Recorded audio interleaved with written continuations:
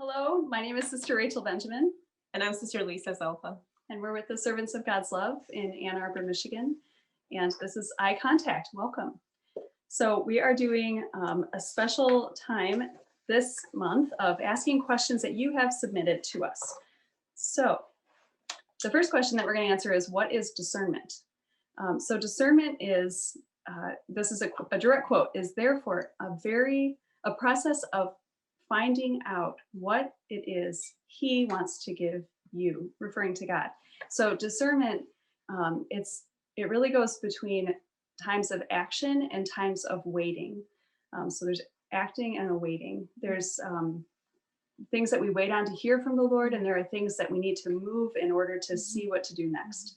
So discernment is not the same as when you make a decision. That's what the fruit of discernment is being able to make a decision. So we're called to sometimes move and to sometimes wait, but it does also need to involve listening and involve other people who can help reflect back to us what they see when we act. Is God's life in us richer or not? The next question, oh yes, that's right, you're going to ask me the next question. How does college fit into vocation discernment? So do you go to college and then get into considering vocation?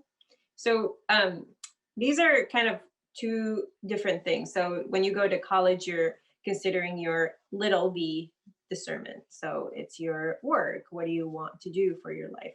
Where when you're discerning your vocation, you're discerning, who am I? How did God made my heart to love? So it's a big V vocation. It really determines, really the overall way of life that you're deciding. So your little v changes, your big V is more prominent. So when you're going to college, you're discerning your little v, and that can be part of what your big V, or it can be incorporated in your big V in your life in general. So you can go to college, then discern your vocation, or you can be discerning your vocation during college. And those two things can be incorporated to each other. There isn't really a right answer to that question in a way, but it's really good to talk about these kind of things with your spiritual director, with people that with you on the walk to help you out. Okay, the next question. What does discerning religious life mean for the dreams I have for my life?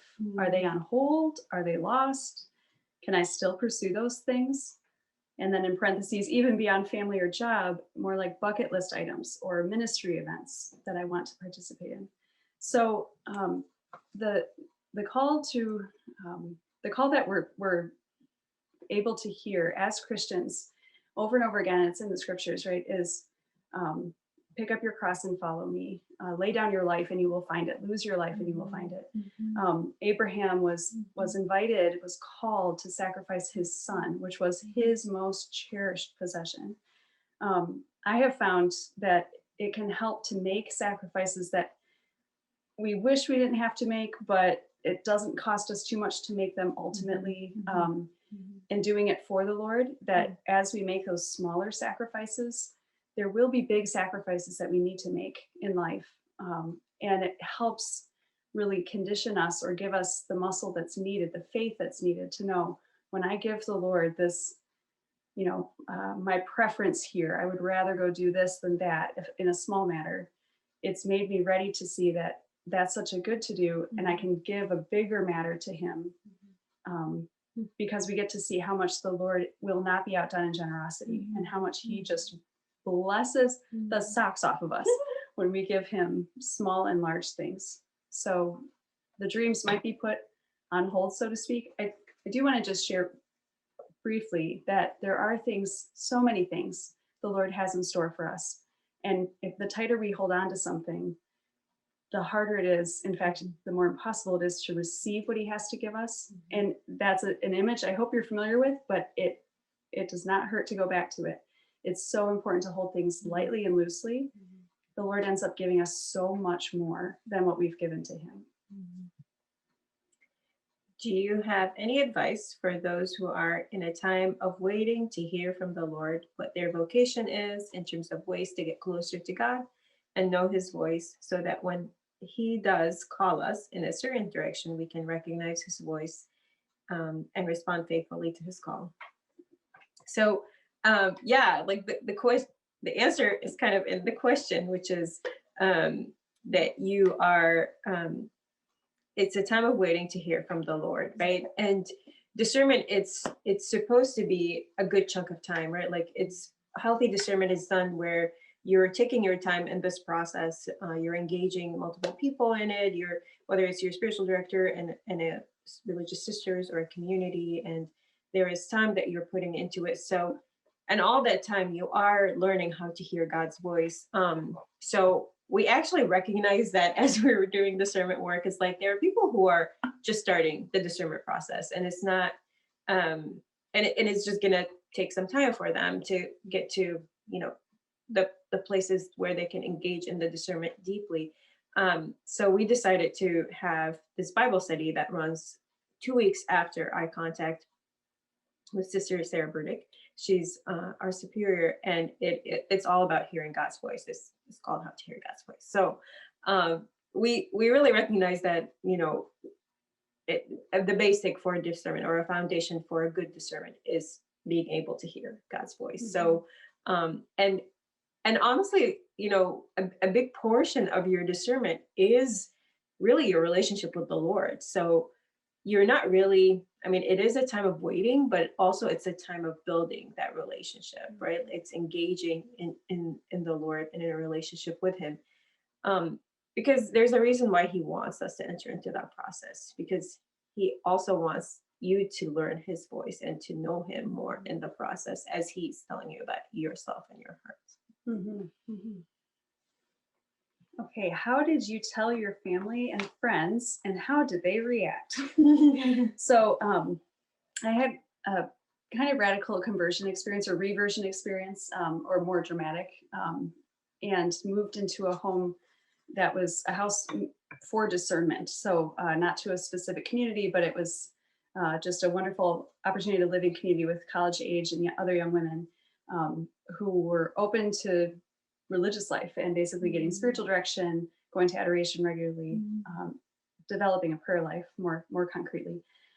So that was a process. It was, you know, about 2 years approximately before I entered religious life. So there were friends that didn't know that I had gone through this conversion experience, you know, because it did come not too long after starting in college. And so having this experience of re-encountering some of my friends and having me be a sister now, they were like, what? You know, when did that happen? I didn't know you were going to be a sister. So that was some reactions. My family, though, I was the most nervous really to tell my sister. So my mom is a devout Catholic, and she was actually there with me. You can look at another iContact from past months to hear my testimony. She was with me when I really felt the Lord calling me to religious life. So she was kind of with me in it. My father's not a practicing Catholic, and so I was also nervous to tell him just if he would understand. And for him, he saw that I was peaceful and joyful, and he was worried about if I would be taken care of, but it wasn't this like, no, you can't, don't, or you shouldn't, or any of that. It was more, are you sure you should? Well, what's retirement like with the sisters and all this? And I'm like, oh, I don't know. That's a good question. I will find out. We didn't get any questions about that for today. Right, because young women, we're not worried about retirement. It's like, oh, come on, the Lord will care for me. I don't know. That's so true. My father's a CPA also. I like never thought of that ever in my discernment. Leave it to a parent. Thank you, Lord, for fathers. Yes, exactly. But my sister and I are close. She's my only sister, and we had, you know, we would talk about like having children together, that sort of a thing, or at the same time. And so to tell her, I was very nervous about that.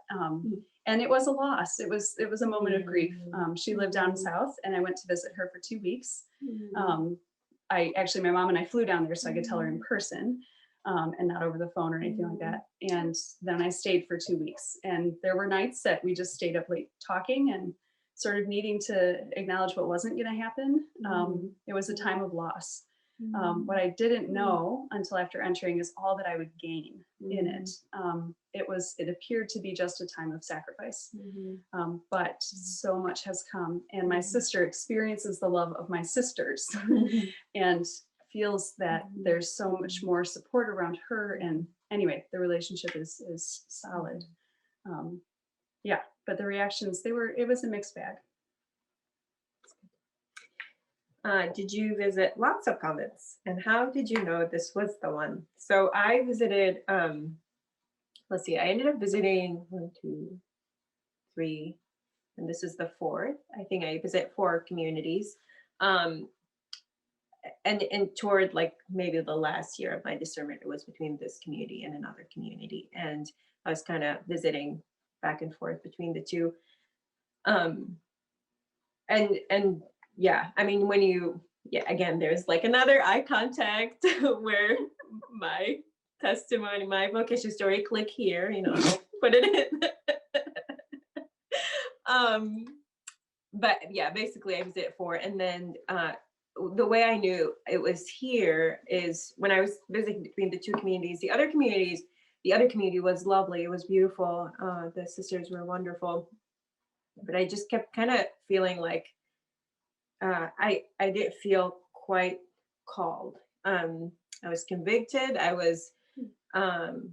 felt like I had the capacity for it, but I didn't feel like I was quite called to that way of life. I felt very welcome with the sisters. When I came to visit here, eventually, I mean, the way I knew it was really here is when I was praying one day in the chapel, and I knelt down and I just said to the Lord, it's really good to be here. And I was immediately reminded of the scripture of the transfiguration. And I just felt like the Lord, yep, this is where your transfiguration will happen. And I was like, okay, I think this is it then. and there were other things preceding it. It took about 2 years to really, discern. There were other things preceding it that were kind of confirming, but that was really kind of the seal for me. Are you ready? Well, I was wondering how that was going to end. Okay. What is unique about the servants of God's love that sets them apart from other religious orders? And then the questioner went on to say, I'm not totally familiar yet with the term spirituality as used in the Catholic Church, but perhaps another way of asking the question is, what is your spirituality? So this is a great vocab moment. So there's charism. Every religious order, and not just religious orders, but I'll start there. Every religious order has a charism. And as a baptized Christian, all of us have charisms. And a charism is a gift. It's supernatural. It's something the Lord has given for a purpose. It's lasting. It doesn't disappear. It doesn't go away. It's also outward focused. So the Lord equips us with a charism, each of us, but an order has its own charism that is intended to serve, intended to love, intended to be for others. And the fourth quality of an attribute is that it's a received thing. So a charism isn't something we achieve. It's not something we can buy, so to speak, by good acts. We can ask the Lord and he may grant it, but it's always a gift that we receive. There's a charism. So for the servants of God's love, and for other communities, something that sets communities apart from each other are the different charisms. The other question to ask is, or that you could ask if you wanted to have an intelligent conversation about it, is what's your apostolate? And the apostolate, if you hear it, it sounds like apostle. It's what is the work that you do? So they're very often connected to each other. The grace God gives, like teaching is a charism, and perhaps the apostolate is teaching.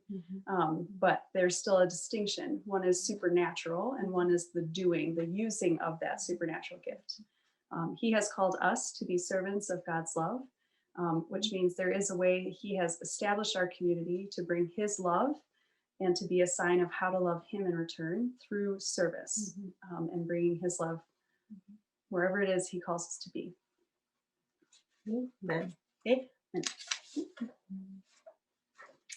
At what point does one become a sister? Wear the clothes, have common possession, etc. Is this after taking the first temporary vows, or does it start the first year after moving in? So we'll speak in terms of like for us, service of God's love. It's when a woman enters basically day one, that you're called sister, and you start wearing our clothing. So we wear navy, white, and khaki. We wear modest and simple clothing, and you wear a simple crucifix. So not the crucifix that Sister Rachel and I have, but a simple one as a postulant. And for your first vows, you get this beautiful cross. And then for your final vows, you get the ring. Ding, ding, ding, ding, ding. We'll put like a little shiny thing on the no, I'm just kidding. So your possessions, I think that was part of the question. Yep. Your possessions, it's after final vows that you get rid of Any private property. any private property. Oh, the other one that was supposed to be fine was the timeline. Oh yeah, the timeline. Okay, so for us, for the servants of God's love, it's 1 year of postulancy. So your first year is postulancy, and then you have 2 years of novitiate.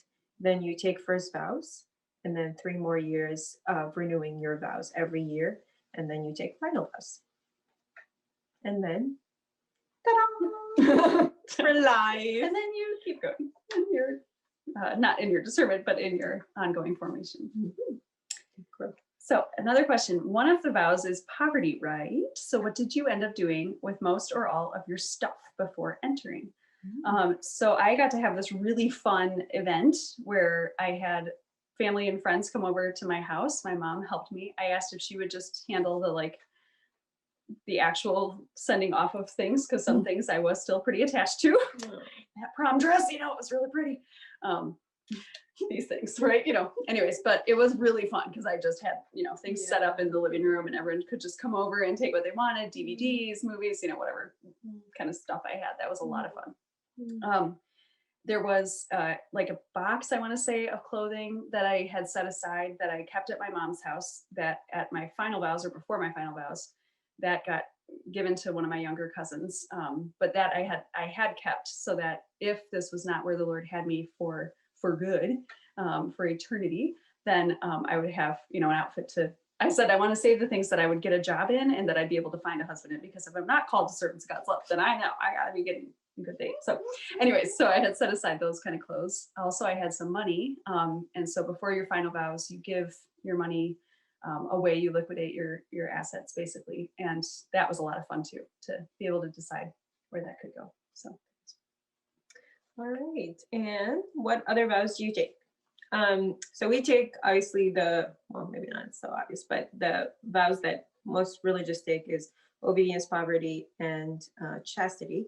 But as servants of God's love, we take a fourth vow to the common life. So there's some communities that take a fourth vow, and we've decided to take on that vow because we want it to live committed to each other as well in life and community together in a world that is hyper individualized, and there's just so much division and breaking happening in communities and families. We want it to be that sign together as a community, not just individuals separately. So that's our fourth vow. What do you like the most about the vow of obedience? Honestly, the vow of obedience is this very, very beautiful, well, all of them are very beautiful. The thing I like about obedience is I don't have to question what is God's will for my life, which is such a huge question, right? There's active obedience, which is how we practice and how the church encourages and even insists that religious life is lived, is active obedience, which basically means not blind obedience. There's stories and reasons for those distinctions, but active obedience means that I still can have preferences. I can still have good ideas. I can still present and propose things. But that once that's done, once I make my proposal or make my case, that it must be laid down and it must be decided upon by superior and the council, if it's that level of decision that it involves, if she wants to involve the council. So what I enjoy is that, and that it says in the church, I should have looked this up, which church document it was in. It's in a church document that Religious it's like an assurance of a path of sanctity if she obeys her superior in all things, except sin, of course. If I was ever told to do something sinful, and I, of course, need to say no to that. But it's an assurance of sanctity. And it really disposes me to be more obedient to the Lord in those small and large things that he asks of me. So. What does it look like for you in day-to-day life? So for us, we have morning prayer together. For our house, we have our morning prayer at 5:45 a.m. And after morning prayer, we have a time of praise and worship. Being a charismatic community, we wanted to start our day praising the Lord, because that's one of the most accurate postures to come before the Lord when we start our day. And throughout the day, a sister would go to a daily mass that either at her work, if she works at a school or church, or there are a lot of local churches where they can attend mass, or we can attend mass. And then we come together for evening prayer, evening time. And we have dinner together every day, prepared by one of the sisters. And then we'll have a time, sometime to, clean up, get ready for the next day. And then we have night prayer together. So that's kind of our day-to-day life. Once a week, we have what we call the Lord's Day ceremony. On Saturday evening, we celebrate. So the Lord's Day ceremony comes from the Jewish tradition, Friday night, to set aside Saturday as the Lord's Day. But it has been kind of modified to be a Christian tradition too.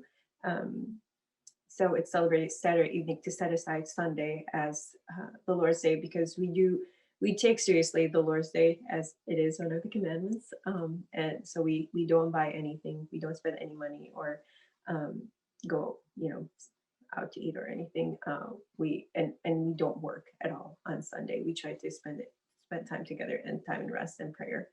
So Saturday evening, we kind of have, again, we have evening prayer, longer time of praise and worship, and we have a nice meal together and some sort of entertainment, and the sister picks that one out. So it's always fun seeing what people pick out.